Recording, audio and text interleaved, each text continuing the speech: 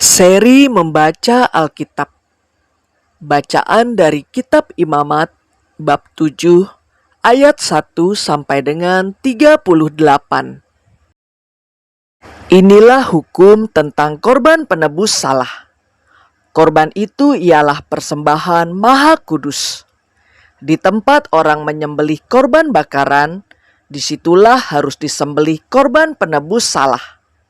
Dan darahnya haruslah disiramkan pada mezbah itu sekelilingnya. Segala lemak dari korban itu haruslah dipersembahkan, yakni ekornya yang berlemak dan lemak yang menutupi isi perut, dan lagi kedua buah pinggang dan lemak yang melekat padanya yang ada pada pinggang, dan umbai hati yang harus dipisahkan beserta buah pinggang itu. Haruslah imam membakar semuanya itu di atas mezbah sebagai korban api-apian bagi Tuhan. Itulah korban penebus salah. Setiap laki-laki di antara para imam haruslah memakannya.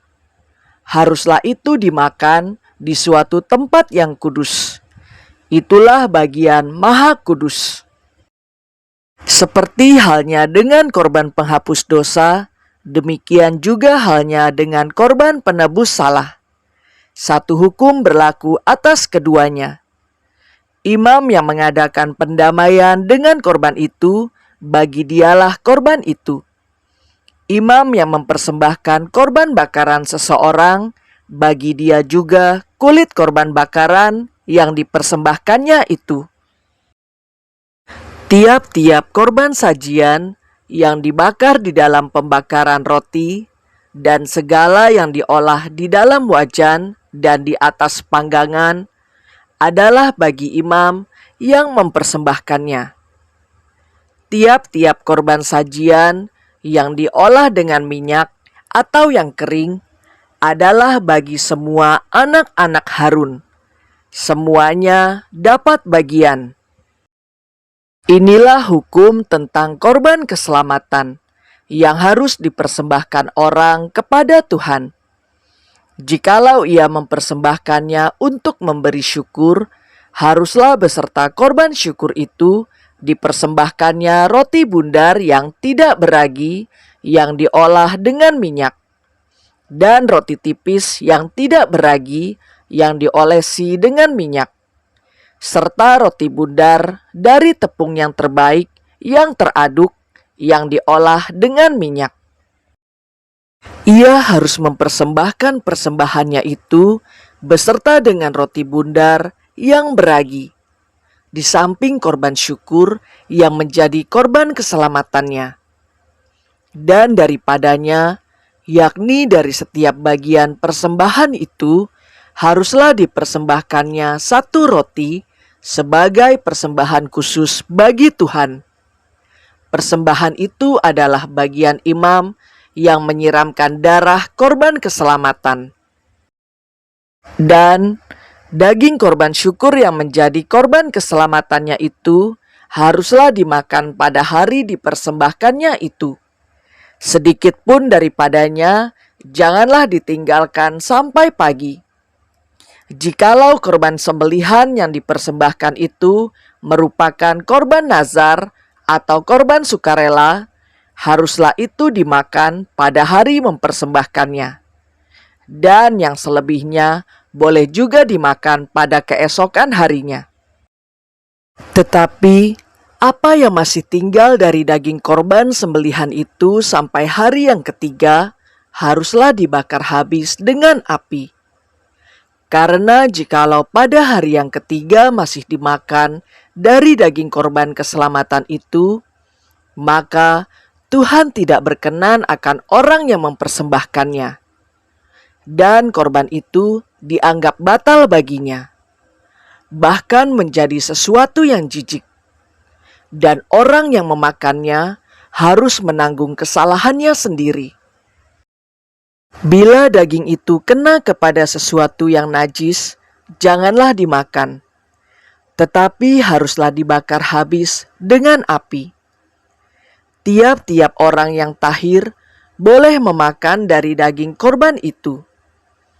Tetapi seseorang yang memakan daging dari korban keselamatan yang untuk Tuhan, sedang ia dalam keadaan najis, haruslah nyawa orang itu dilenyapkan dari antara bangsanya. Dan apabila seseorang kena kepada sesuatu yang najis, yakni kepada kenajisan berasal dari manusia, atau kepada hewan yang najis, atau kepada setiap binatang yang merayap yang najis, lalu memakan daripada daging korban keselamatan yang untuk Tuhan, maka haruslah nyawa orang itu dilenyapkan dari antara bangsanya. Tuhan berfirman kepada Musa, "Katakanlah kepada orang Israel, segala lemak dari lembu, domba, ataupun kambing janganlah kamu makan. Lemak bangkai atau lemak binatang yang mati diterkam boleh dipergunakan untuk segala keperluan, tetapi jangan sekali-kali kamu memakannya. Karena setiap orang yang memakan lemak dari hewan yang dipergunakan untuk mempersembahkan korban api-apian bagi Tuhan, nyawa orang yang memakan itu haruslah dilenyapkan dari antara bangsanya. Demikian juga janganlah kamu memakan darah apapun di segala tempat kediamanmu, baik darah burung-burung ataupun darah hewan. Setiap orang yang memakan darah apapun, nyawa orang itu haruslah dilenyapkan dari antara bangsanya." Tuhan berfirman kepada Musa demikian, "Katakanlah kepada orang Israel, orang yang mempersembahkan korban keselamatannya kepada Tuhan haruslah membawa kepada Tuhan sebagian dari korban keselamatannya itu sebagai persembahannya. Dengan tangannya sendirilah harus ia membawa segala korban api-apian Tuhan. Adapun lemaknya haruslah dibawanya beserta dadanya, supaya dadanya itu diunjukkan sebagai persembahan unjukan di hadapan Tuhan. Lalu haruslah imam membakar lemaknya di atas mezbah. Tetapi dadanya itu adalah bagian Harun dan anak-anaknya. Paha kanannya harus kamu serahkan kepada imam sebagai persembahan khusus dari segala korban keselamatanmu. Siapa dari antara anak-anak Harun yang mempersembahkan darah dan lemak korban keselamatan, maka dialah yang harus mendapat paha kanan itu sebagai bagiannya. Karena dada persembahan unjukan dan paha persembahan khusus telah kuambil dari orang Israel dari segala korban keselamatan mereka, dan telah kuberikan kepada Imam Harun dan kepada anak-anaknya. Itulah suatu ketetapan yang berlaku bagi orang Israel untuk selamanya. Itulah bagian Harun dan bagian anak-anaknya dari segala korban api-apian Tuhan. Pada hari mereka itu disuruh datang untuk memegang jabatan imam bagi Tuhan. Itulah yang harus diserahkan menurut perintah Tuhan dari pihak Israel kepada mereka pada hari mereka itu diurapinya. Itulah suatu ketetapan untuk selamanya bagi mereka turun-temurun. Itulah hukum tentang korban bakaran, korban sajian, korban penghapus dosa, korban penebus salah, persembahan pentahbisan, dan korban keselamatan yang diperintahkan Tuhan kepada Musa di atas Gunung Sinai.